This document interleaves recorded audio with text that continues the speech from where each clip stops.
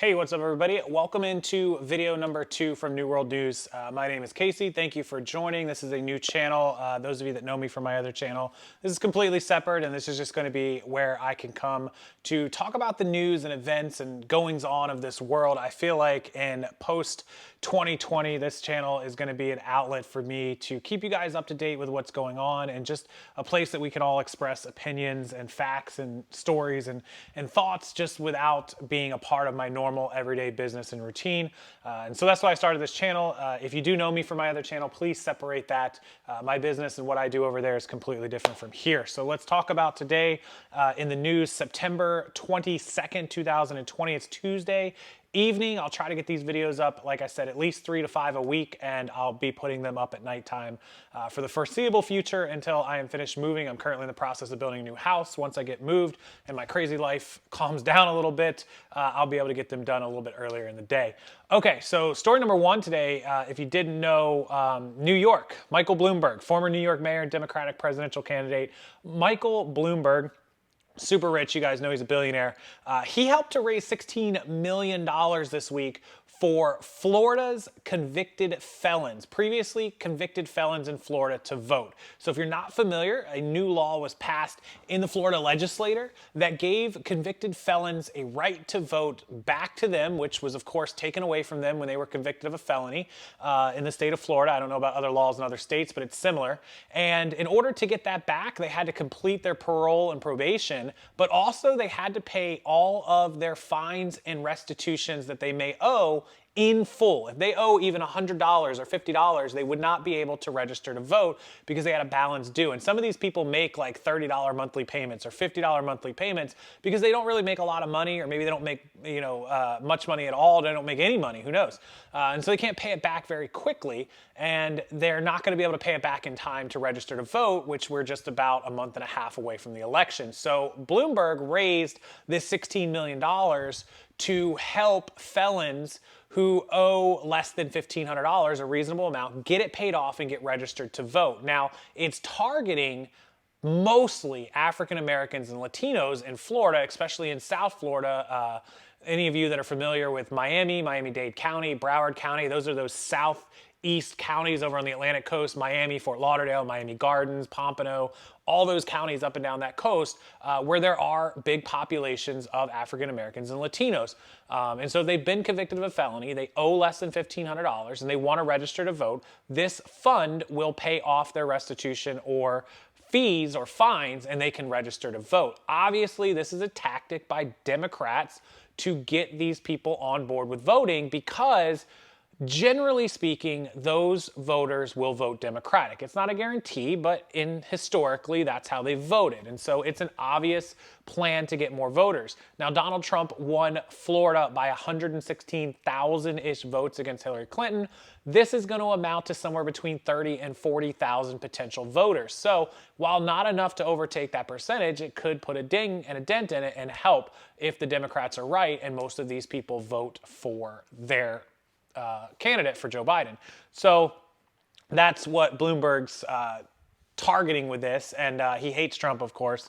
They all hate Trump. They all want to see him beat, and that's why they're doing it. So that's story number 1, Michael Bloomberg raising $16 million. What do you guys think about that? Do you think that people that have been convicted of a felony for whatever reason should be able to get their voting rights reinserted? They should be able to pay off what they owe and get it done. Have they paid their debt to society? Now they've paid their fees, and they didn't pay their fees, which to me, that's one of the bigger problems. Forget about the other side of it. They should have to pay the fees, not somebody else taking care of it for them. Part of serving your time to society, besides your jail time or probation or whatever you've done, is you got to work to pay back what you hurt, what you stole, what you embezzled, what you cost the courts, in fees and fines. Whatever it was that you did, you have to put in the work to make it right. And somebody else is just, handing you this with no payback. It says it won't need to be paid back. So Wow, like, okay. Anyways, beyond that, what do you guys think? I'll pass it off to you.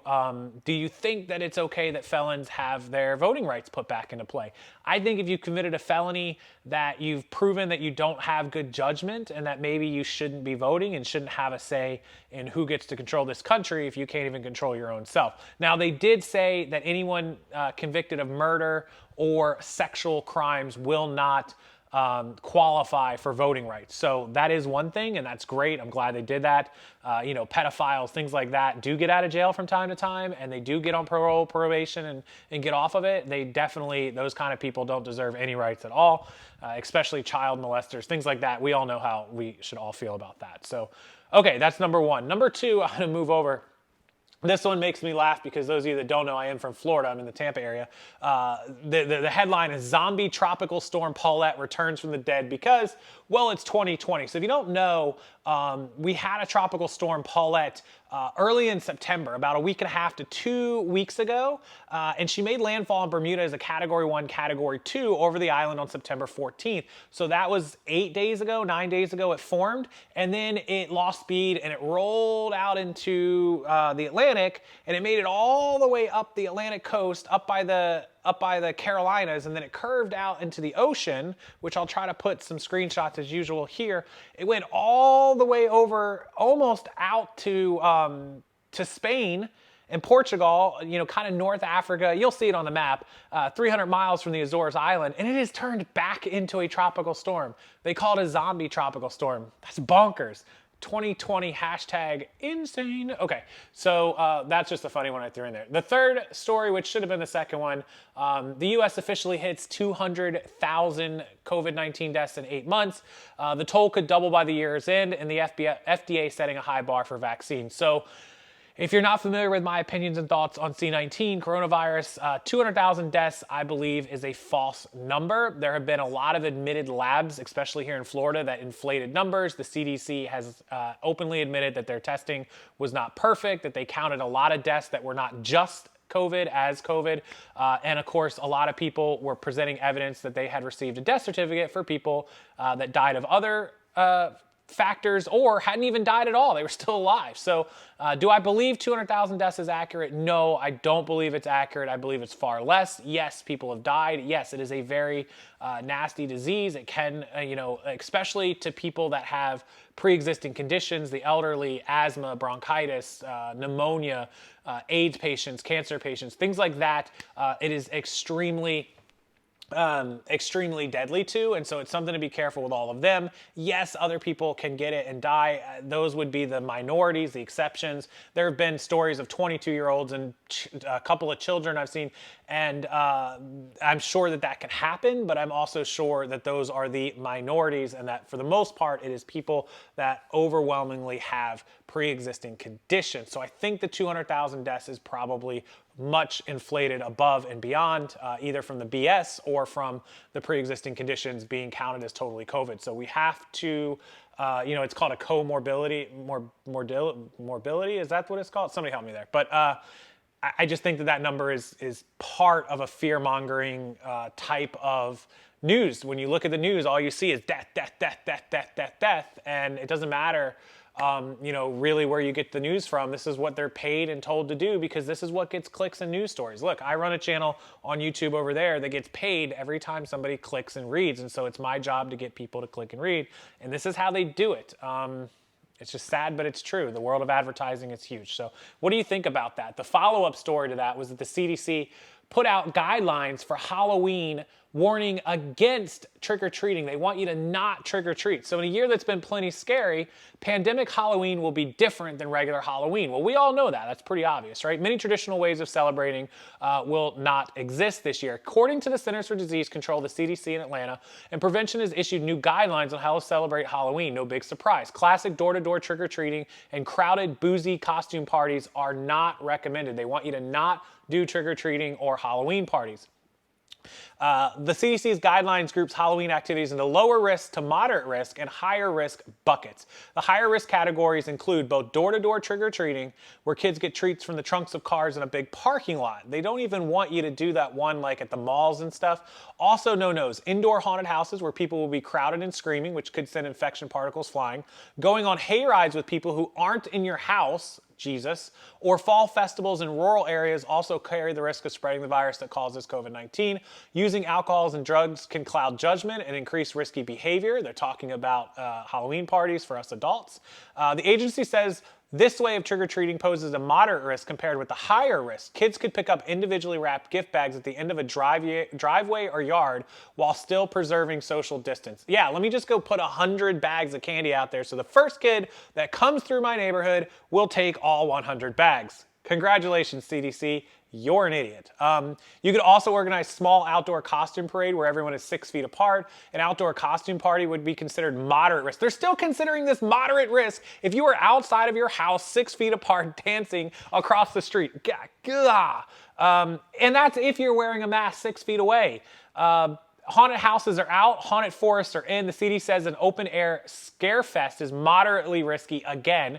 So long as the route is one way, people wear masks, stay 6 feet apart, and if screaming occurs, there should be greater distancing. Oh my God, people. Can we please get it together? What about apple picking and pumpkin patches?